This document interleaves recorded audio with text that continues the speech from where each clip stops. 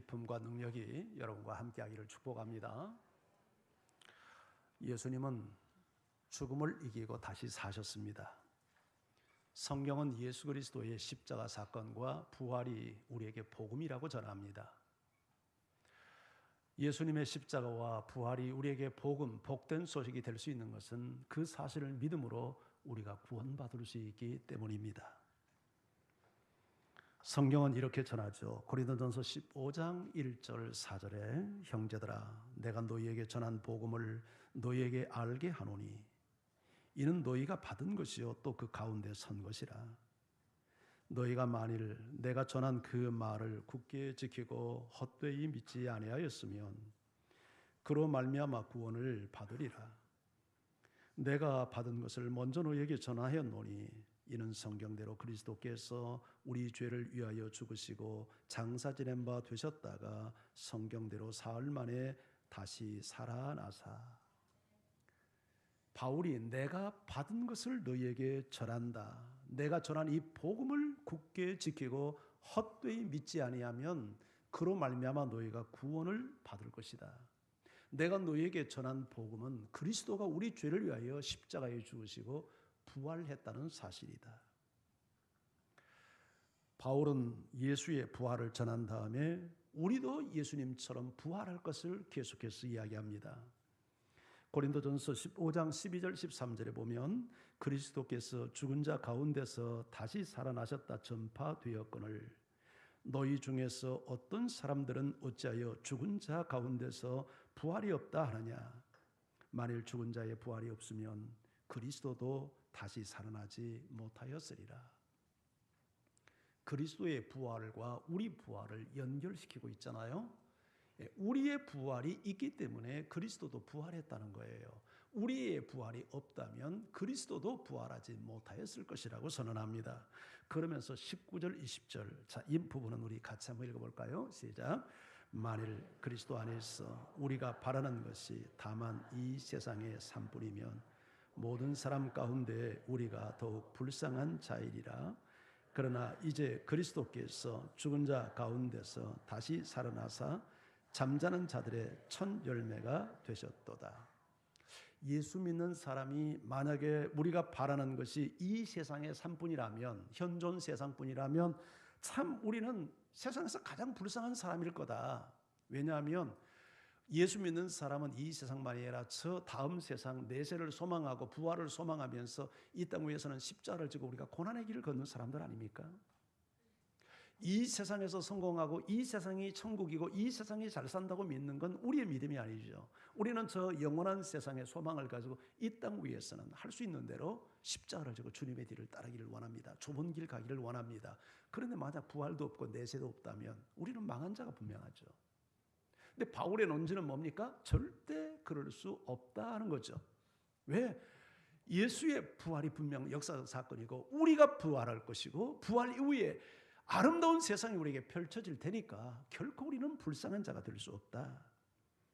예수 그리스도는 죽은 자 가운데서 일어나사 잠자는 자들의 첫 열매가 되셨다. 그리스도께서 부활하신 것은 우리 부활의 첫 열매라는 거예요. 그리스도께서 부활한 것처럼 우리도 부활한다 하는 그런 말씀이죠. 자, 그렇다면 이제 중요한 게 정말 그리스도는 진짜 부활했을까? 오늘 저녁 영화도 정말 예수는 역사다가 이게 부활에 대한 초점을 맞추는 거거든요.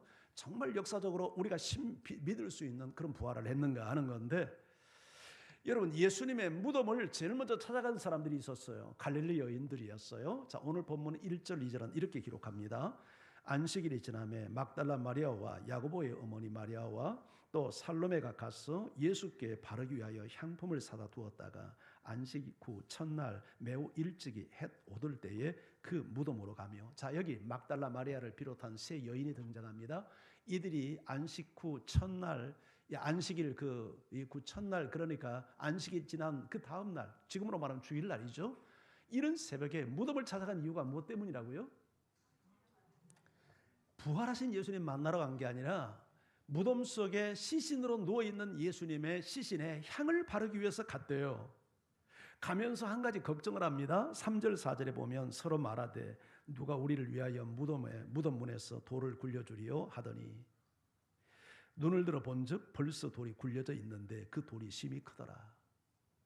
예수님이 갇힌 그 무덤은 큰 바위에 홈을 파서 거기에 시신을 안치하고 그 입구를 큰 돌로, 적어도 역사의 고증에 가면 1톤 이상 되는 큰 돌로 막았다고 합니다.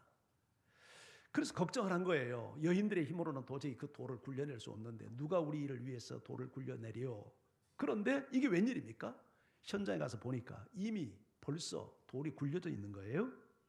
여러분, 이것은 어떤 경우에도 사람이 할 수 없는 일인데 그렇게 볼 수 있는 근거가 있어요. 자, 마태복음을 제가 한번 소개할게요. 마태복음 27장 63절에서 66절. 주여, 저 속이던 자가 살아있을 때 말하되 내가 사흘 후에 다시 살아나리라 한 것을 우리가 기억하노니 그러므로 명령하여 그 무덤을 사흘까지 굳게 지키게 하소서. 그의 제자들이 와서 시체를 도둑질하여 가고 백성에게 말하되 그가 죽은 자 가운데서 살아났다 하면 후에 속임이 전보다 더 클까 하나이다 하니. 자, 누가 누구에게 지금 한 말입니까? 유대인 지도자들이 빌라도에게 한 말이죠. 그러더니 빌라도가 이르되 너희에게 경비병이 있으니 가서 힘대로 굳게 지키라 하거늘 그들이 경비병과 함께 가서 돌을 인봉하고 무덤을 굳게 지키니라. 자, 유대 지도자들이 빌라도 총독을 찾아가서 이렇게 이야기합니다. 주여, 저 속이는 자가 누구를 지금 두고 한 말이죠? 예수를 속이는 자라고 지금 이야기를 하는 거예요. 저 속이는 자가 살아있을 때 사흘 후에 지가 살아난다고 이야기하는 것을 우리가 들었나이다. 그럴 일은 없지만 혹시 그의 제자들이 이 시신을 훔쳐간 다음에 예수가 살아났다고 헛소리를 내면 이전에 속인 것보다 더 후에 속이는 것이 훨씬 더 커질 것 같으니 방비를 하십시다. 그러니까 빌라도가 뭐라고 했습니까? 경비병이 있으니 가서 굳게 지켜라. 힘대로 지켜라. 그렇게 해서 이 사람들이 로마의 군병들을 데리고 와서 이제 예수의 무덤을 지킵니다. 그리고 빌라도의 도장을 찍은 그 이제 종이를 붙여서 인봉까지 하고 누구도 손댈 수 없고 접근할 수 없도록 철저하게 방어를 했어요. 이런 상황에서 누가 감히 인봉을 뜯어내고 돌문을 굴려낼 수 있겠어요? 이건 사람이 한 일이 아니에요. 그래서 성경은 이렇게 증언합니다. 마태복음 28장 2절. 큰 지진이 나며 주의 천사가 하늘로부터 내려와 돌을 굴려내고 그 위에 앉았는데 누가 돌을 굴렸어요?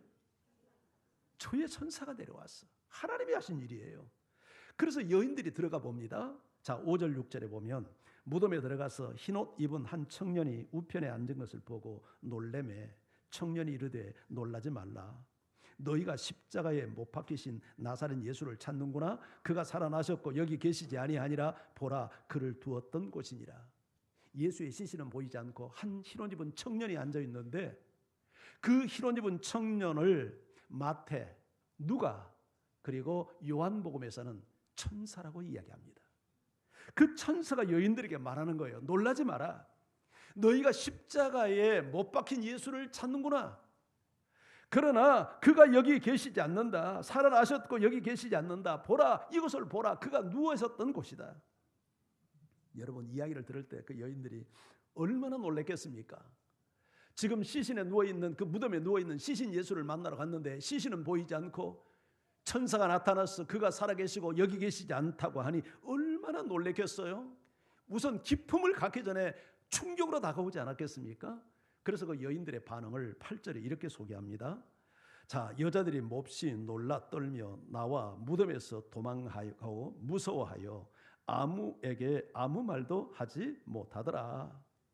여러분, 이해가 됩니까? 지금 이게 막 기뻐서 할렐루야 춤추고 이럴 상황이 아니에요. 너무 예상 밖의 상황이 지금 벌어졌잖아요. 그들은 죽은 예수의 시신에 향을 바르기 위해서 갔는데 시신이 사라지고 천사가 나타나서 살아계시고 여기 계시지 않는다고 하니 이게 기뻐할 겨를보다 우선 충격이겠죠. 두려움이 몰려왔겠죠. 그래서 부들부들 떨면서 도망쳐 나왔고 아무에게 아무 말도 하지 못했어요. 그만큼 예수의 부활은 이성적으로 받아들이기에 힘든 충격적 사건이었다는 이야기죠. 그런데 여기서 우리는 놀라운 하나님의 지혜를 봅니다. 이거 볼륨 조금만 좀 하울링이 나는 것 같다. 대적들은 예수의 부활과 이 부활의 소문을 막기 위해서 지금 철저하게 방어했잖아요. 혹시 아무도 지키지 않았어 예수의 제자들이 시체 훔쳐간 다음에 헛소문 내면 이전보다 더 사람들을 혹세무민할 테니 완벽하게 지켜서 그런 일을 하지 못하도록 합시다. 만약에 예수의 이 무덤을 지키지 않는 상황에서 이런 일이 벌어졌다면 그게 가능성이 있잖아요. 그거 부활한 게 아니라 걔네들 그 제자들이 와서 훔쳐간 거지 이렇게 말하면 설득력이 있어요. 그런데 지금 그런 설득력도 잃게 됐잖아요.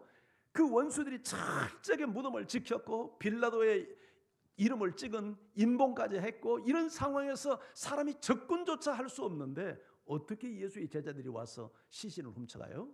예수님이 죽었을 때 다 도망쳤던 그들, 심지어 예수가 부활한 첫날 저녁 밤에도 부들부들 떨면서 문을 걸어 잠갔던 이 겁쟁이들이 어떻게 그런 일을 해요?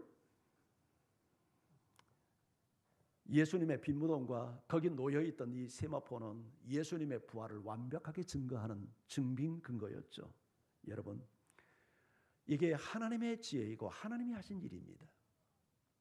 인생을 살아가면서 여러분의 인생길에도 혹 장애물이 나타날 수 있죠. 사람들이 나를 힘들게 할 수도 있고 환경이 나를 힘들게 만들 수도 있어요.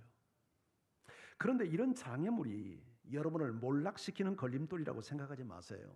오히려 하나님의 살아계심을 증명하고 하나님이 나와 함께 하심을 나로 하여금 확신케 하는 기회가 될 수 있다는 믿음을 갖기 바랍니다. 홍해 바다 앞에서 애국 군대가 이스라엘 백성들을 추격해 오니까 여러분 그들이 난리를 피지 않습니까? 그런데 오히려 이런 위기가 하나님의 살아계심을 보는 기회가 됐잖아요. 이스라엘 백성들이 40년 광야 생활 중에 가장 열정적으로 하나님을 찬양했던 순간이 출애굽기 15장이에요. 그 홍해 바다가 갈라지는 광경을 보면서 보세요. 지금 홍해 바다 앞에 그들이 진을 치고 있는데 애굽의 군대가 막 추격해 옵니다. 얼마나 두려웠겠습니까? 하나님을 원망하고 모세를 원망하고 막 아우성을 치고 그런데 상상치 못한 일들이 그 앞에 벌쳐집니다. 홍해 바다가 말이죠 쫙 갈라져 가는 거예요. 그 광경을 볼 때 소름이 돋지 않겠습니까? 그리고 그 길을 통해서 피신을 한 다음에 뒤쫓아오는 애굽의 군대를 수장시키는 광경을 보면서 과연 하나님은 살아계셨구나. 하나님은 우리와 함께 하셨구나. 우리의 위기가 아니라 이게 하나님을 만나는 새로운 기회였구나. 그러면서 꽹가리 치고 북치고 장구치고 춤추고 노래하며 하나님을 찬양했던 거예요. 할렐루야.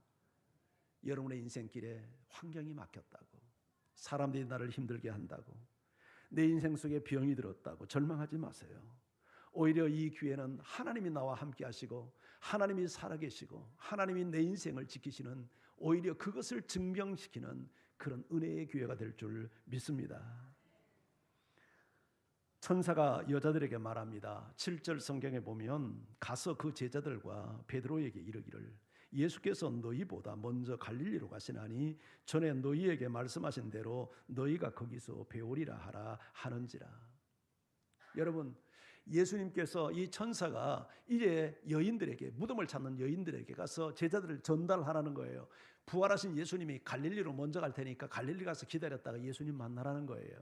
그런데 부활하신 예수님이 왜 하필 갈릴리였을까요? 지금 이곳은 예루살렘이잖아요.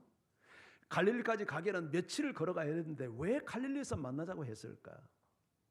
제자들에게 갈릴리는 잊을 수 없는 영적 추억의 장소죠. 맨 처음 갈릴리 바다에서 고기 잡던 그들, 예수님을 만났던 첫 장소가 갈릴리 바다요. 거기서 제자로 부름받았던 장소요. 그리고 예수님을 따라다니며 훈련받았던 그 자리가 갈릴리죠. 그런데 그 갈릴리에서 예수님이 그들을 만나자고 하는 것은 그들을 거기서 재소명하기 위함이죠. 그리고 부활하신 예수님은 실질적으로 갈릴리에 가셔서 제자들을 다시 부르시고 재소명하시고 도망치고 부인했던 그들이 힘을 내서, 그리고 오순절 성령이 강림하신 이후에 그들은 놀랍게 예수 그리스도의 십자가와 부활의 복음을 전하기 시작을 합니다.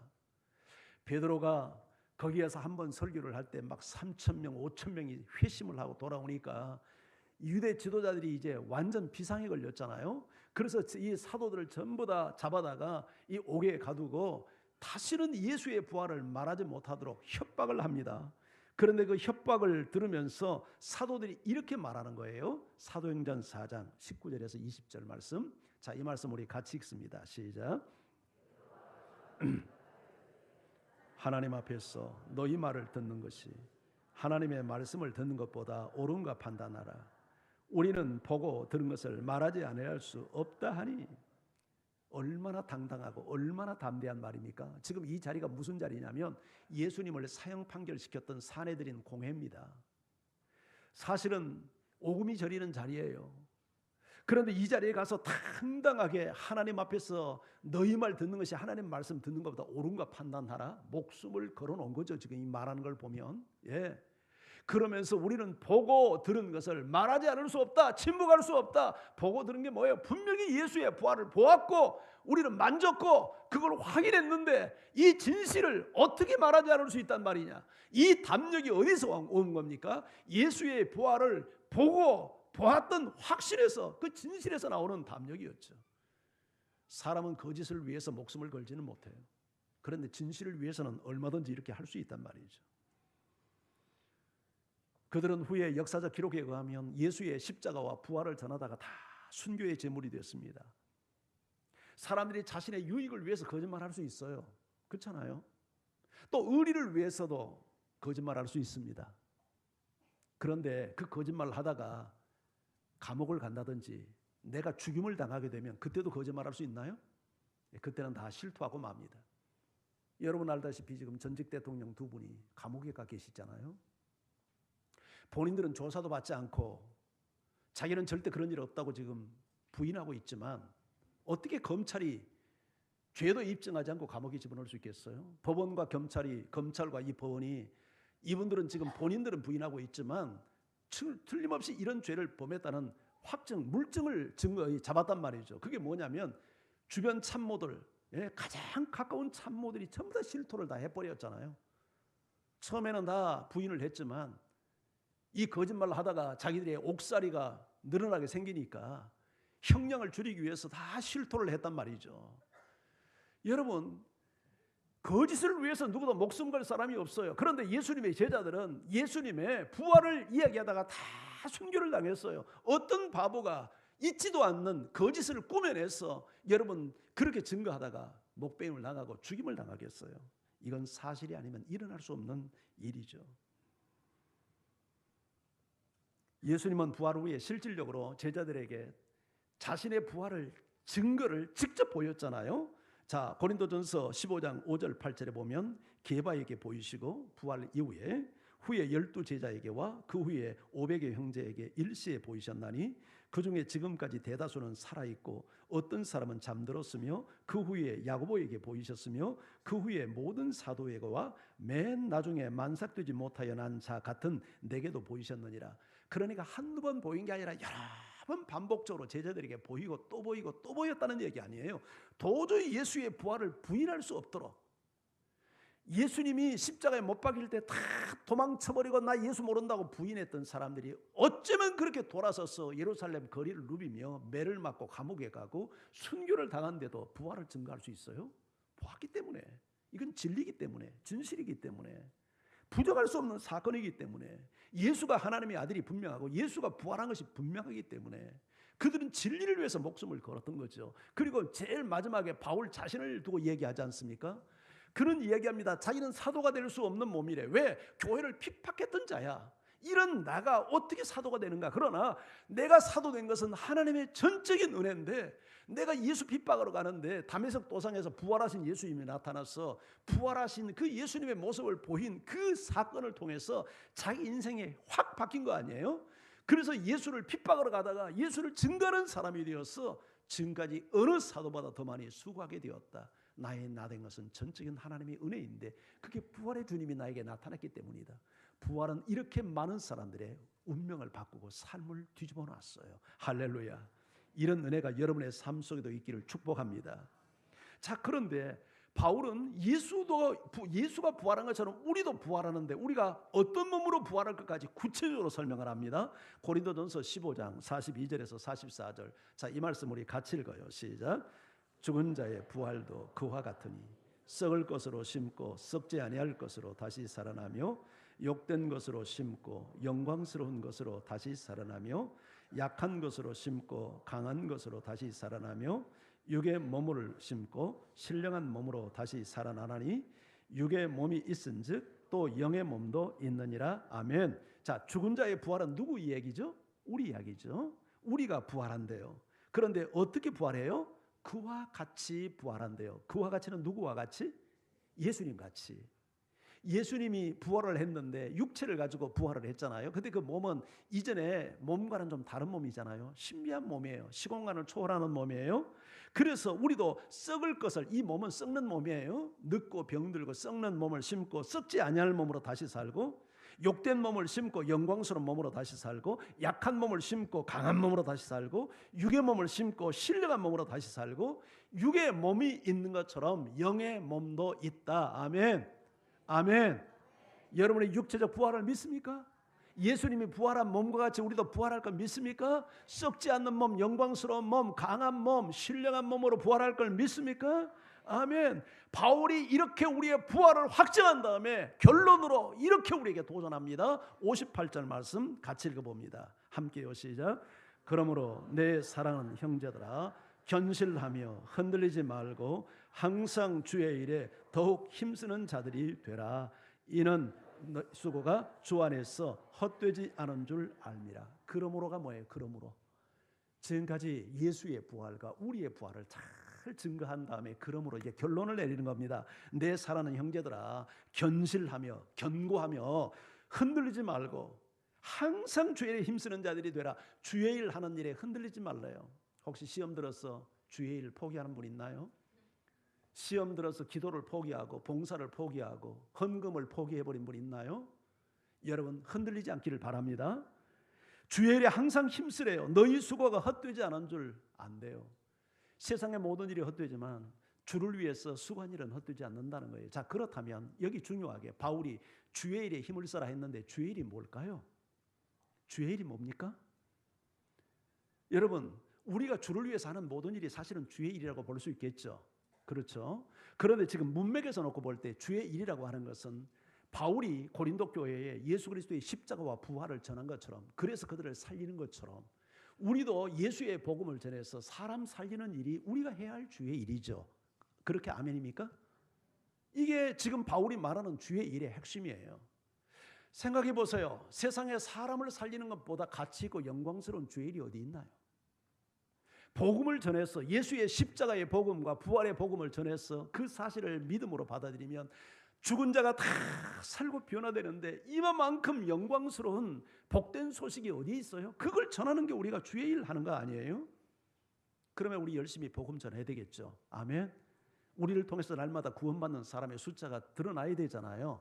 그런데 그렇게 하고 있습니까? 그런데 한국교회 위기입니다. 지금 주일학교 없는 데가 50%가 넘어섰고요.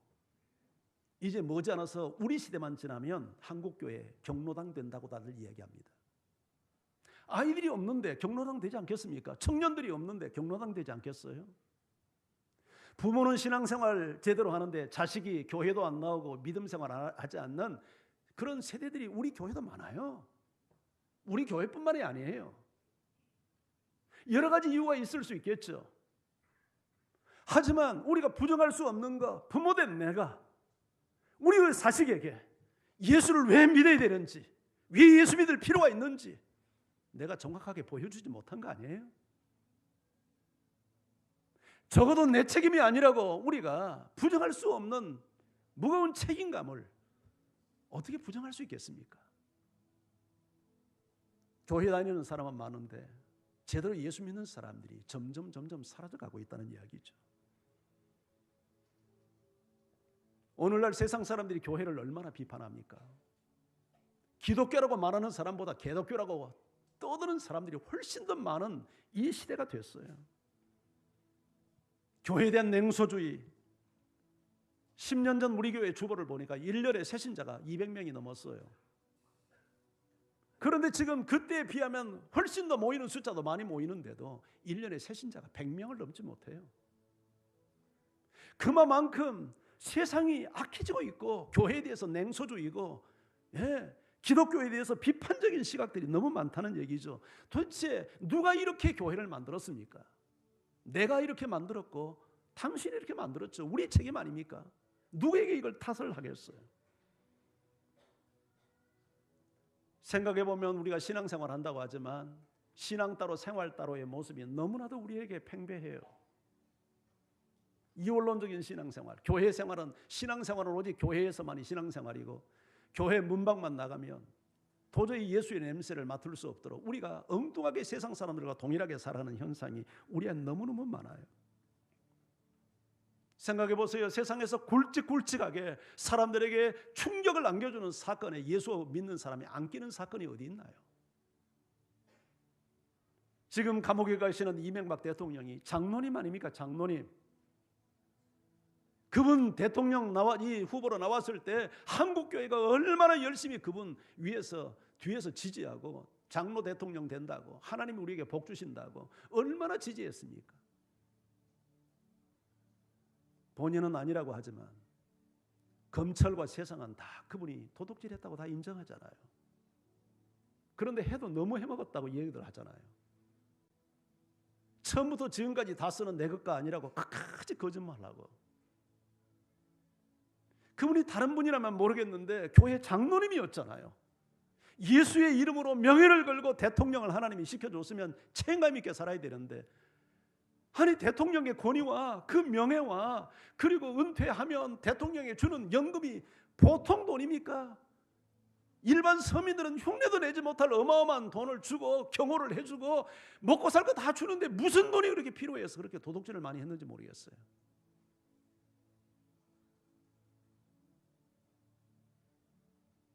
영어에 life라는 단어가 있어요. life, L-I-F-E.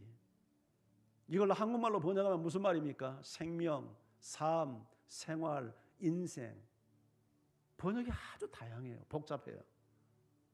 그런데 영어에서는 생활과 삶, 이 인생 이걸 다 하나로 묶어가지고 라이프 한마디면 다 끝나버려요. 근데 이게 어쩌면 동양 문화와 기독교 문화가 먼저 들어간 서양 문화의 차이라고 봐요.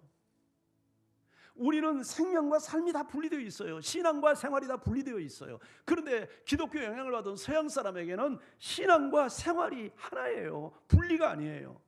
라이프면 다 끝나버려요. 그러니까 이 사람들은 삶의 현장에서 믿음 생활의 모습이 나타나는데 우리는 그렇게 장로 대통령이라고 하고 신앙생활 잘한다고 간증을 하고 돌아다녀도 교회 밖에 나가면 사고치고 돌아다니고 못된 짓 할까 못할 것 다 하고 그러지 않습니까? 성경은 예수 믿는 사람들이 그리스도의 편지요, 그리스도의 향기라고 이야기합니다. 그리스도의 편지가 뭡니까? 나를 보면서 사람들이 그리스도가 누군지를 볼 수 있도록 살아야 된다는 얘기 아닙니까? 우리가 예수의 향기라고 하는 말은 사람들이 우리를 보면서 예수 믿고 싶다. 왜 그 좋은 예수 너만 믿냐? 나도 좀 같이 믿자. 이렇게 도전하는 삶을 살아야 된다는 얘기 아니에요. 그런데 오늘날 정말 우리가 예수의 향기입니까? 예수의 악취죠. 우리 때문에 예수님이 개소리를 듣고 이렇게 지금 욕을 먹는 시대가 됐잖아요.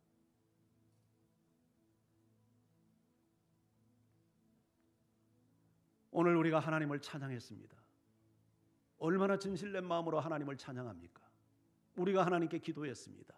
얼마나 진실된 마음으로 기도했습니까? 아무리 찬양을 하고 아무리 기도를 해도 내 삶이 달라지지 않는다면 어쩌면 우리는 쇼를 하고 있는지도 모릅니다.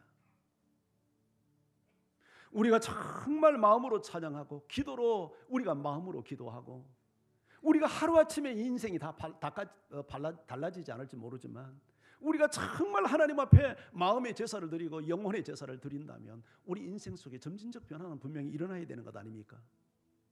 그런데 교회 와서 찬양은 멋지게 하고 기도는 멋지게 하면서 내가 달라지지 않는 것을 당연시하고 내가 그런 것에 대한 양심의 가치 하나도 느끼지 않는다면 우리가 제대로 신앙생활을 하고 있는 거 분명합니까?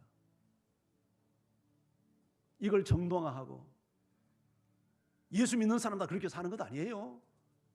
이걸 마치 합당한 우리의 정체성으로 주장을 하고 그래서 미안한 감정 하나도 갖지 않고 가슴을 치지도 않고 그렇게 살지 못한 것에 대해서 통회하는 마음도 갖지 않는다면 기독교에 소망이 있겠습니까?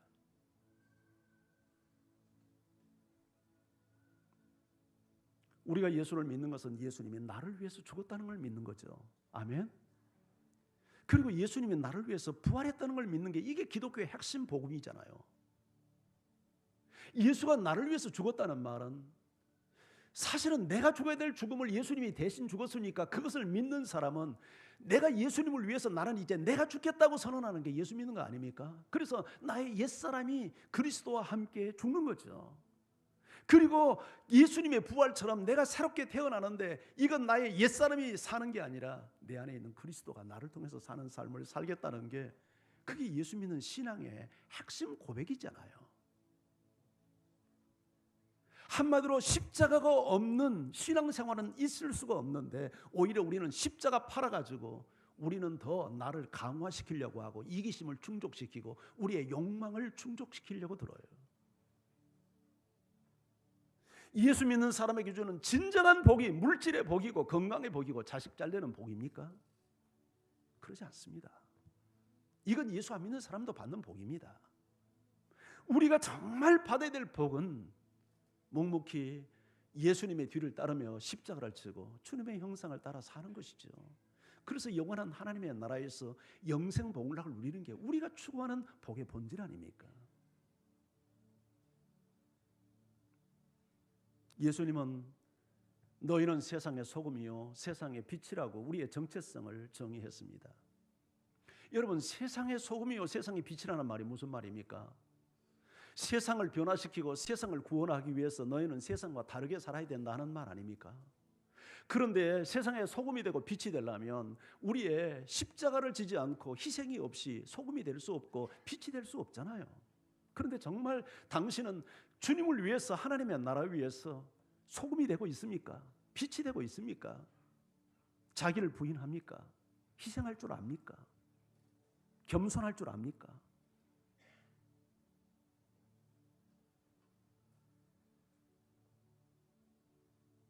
작년에 우리는 종교개혁 500주년을 보냈습니다.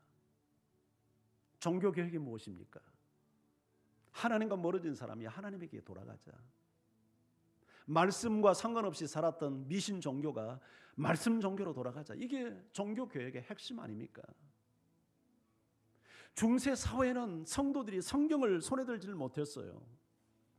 종교개혁이 일어났던 독일에서도 루터가 종교개혁, 그 독일 사람입니다. 독일 사람인데 성도들이 성경을 읽을 수가 없는 거예요.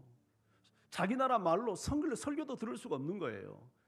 그들이 성직자들이 가진 성경은 전부 다 라틴어 성경이에요. 여러분, 제가 영어로 설교한다고 해보세요. 알아듣겠습니까? 그러니 하나님의 말씀을 알아듣지 못하니까 이게 종교가 이게 잘못될 수밖에 없죠. 이게 비정상이 될 수밖에 없어요. 그래서 솔라 스크립처 말씀으로 돌아가자. 그리고 루터가 성경을 독일어 성경으로 번역을 한 겁니다. 여러분들이 성경을 손에서 놓지 않아야 될 이유가 여기 있고 성경을 공부하고 묵상해야 될 이유가 여기 있는 것 아니겠어요? 예수님은 말씀합니다. 주여 주여 한다고 다 천국 가는 것 아니라고. 누가 주여 주여 합니까? 예수 믿는 사람이 주여 주여 하죠. 근데 주여 주여 한다고 천국 가는 거 아니래요. 하늘에 계신 아버지의 뜻을 행하는 사람만 천국 간대요. 어떤 사람이 예수님의 이름으로 귀신 쫓고 권능을 행하고 예언을 했는데 예수님 모른다고 해요. 왜? 불법을 행했다는 거예요. 여러분, 사역 잘한다고 직분 가졌다고 구원받는다고 확신하지 마세요. 여러분이 무슨 사역을 하고 무슨 직분을 가졌든지 하나님의 말씀과 상관없이 산다면 구원 없어요. 예수님이 하신 말씀이잖아요. 하나님의 말씀을 듣고 행하지 않는 사람은 모래 위에 집 짓는 사람 같아서 결국 주님이 테스트할 때, 하나님이 테스트할 때 그 신앙의 집 다 무너진대요. 구원받지 못한다는 얘기 아닙니까? 그런데 우리는 교회 다녔다는 이유로 안심하고 삽니다. 야고보는 행함이 없는 믿음은 죽은 믿음이라고 합니다. 행해서 구원받는 건 아닙니다. 그러나 정말 구원받는 진짜 믿음을 가지면 행함이 뒤따르지 않을 수 없는 거예요. 우리가 오늘 부활주의를 보내면서 저는 여러분에게 도전합니다. 우리가 잊지 말아야 될 게 있는데 부활주일이 있기 전에 고난주간이 있었다는 사실을 명심해야 돼요. 부활은 반드시 죽음이 있는 곳에서만 일어납니다.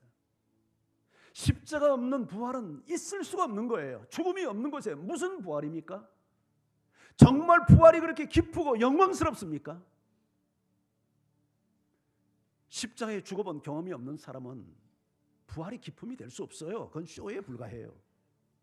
내가 주님을 위해서 희생하고 손해보고 눈물을 흘리고 좁은 길을 가고 정말 십자가에 매달리는 고통을 경험해보지 못한 사람이 어떻게 부활의 영광을 기뻐할 수 있어요?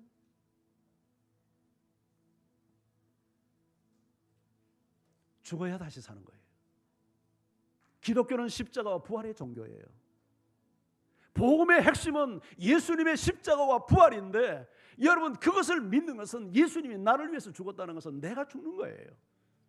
물론 예수님의 죽음으로 우리가 값없이 구원을 받습니다만은, 이것을 정말 믿는 사람은 날마다 내 자신을 쳐서 복종시키는 죽음의 삶을 우리가 걸어가야 되는 거예요. 그런 사람만이 진정으로 다시 사는 부활의 영광과 천국의 기쁨을 우리가 누리는 거지. 성경에 보면 부끄러운 것을 얘기하지 않습니까? 아무 공로 없이 천국 가서 한번 대접받아 보세요. 그게 좋겠는지, 부담스럽지. 그렇잖아요. 이 땅 위에서도 하는 게 아무것도 없는데 영광을 받고 대우를 받아보세요. 그 자리가 바늘방석이지. 오늘 부활의 아침, 여러분에게 의미 없는 기쁨과 영광을 저는 여러분에게 선포하고 싶지 않습니다. 마음이 무겁더라도 정말 이 부활이 진정한 부활이 되고 기쁨의 부활, 영광의 부활, 능력의 부활이 되기 위해서 우리는 십자가를 생각해야 합니다.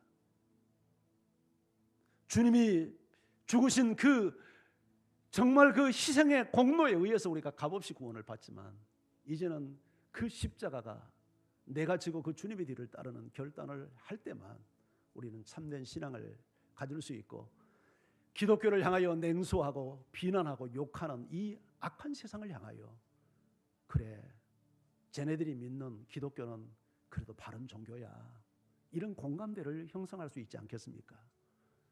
세상에 나가서 내 주장하지 말고, 너무 돈 많이 벌려고 애쓰지 말고, 남 마음 아프게 하지 말고, 여러분 희생하며 살고 섬기며 살고, 예수 믿는 사람들은 확실히 다르구나, 이런 모습을 보이고, 오늘날 세상이 얼마나 여러분 음란하고 악이 가득한 세상입니까? 이런 데서 경건하게 살고 거룩하게 살고, 이것이 오늘 우리가 부활의 소망을 갖는 성도의 진정한 모습이지 않겠습니까?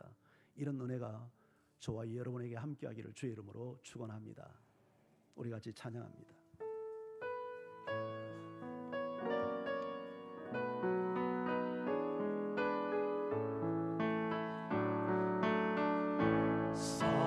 살아계신 주,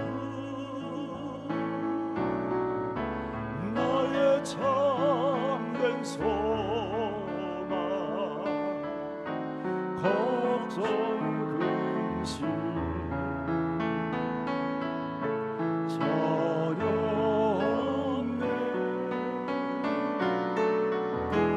사랑의 주님 갈 길 인도하니, 내 모든 삶의 기쁨 늘 충만하네.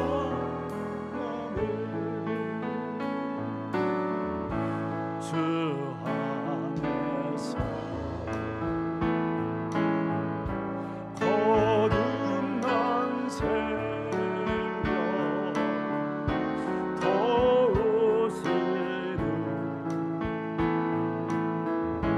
주의 사랑 찬미군과 확신과 주고 예수님의 보혈을 믿으며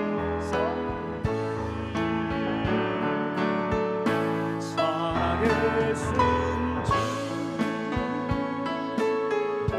나의 참된 소망, 걱정 근심 전혀 없네. 사랑의 주, 내 갈 길 인도하니,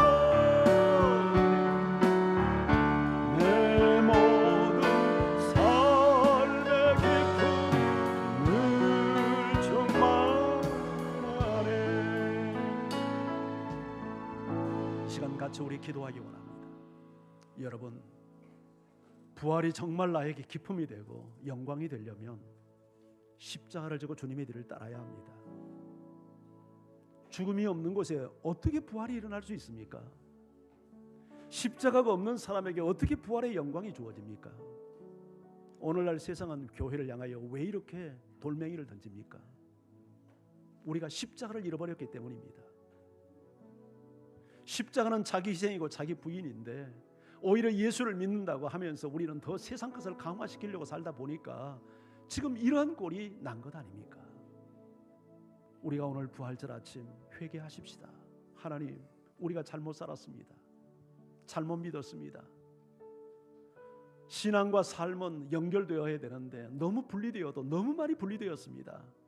우리가 말씀을 떠나버렸습니다. 하나님을 떠났습니다. 돌이키게 하옵소서. 다시 종교개혁이 우리의 심령 속에 일어나게 하시고 정말 이 부활의 아침, 부활의 그 영광과 영원히 사는 내 예수 소망을 바라보며 이것을 믿기 때문에 정말 십자가를 지고 주님의 뒤를 따르는 이런 거룩한 결단, 이 믿음을 우리에게 허락해 달라고 다 같이 우리 기도하며 주 앞에 나갑니다.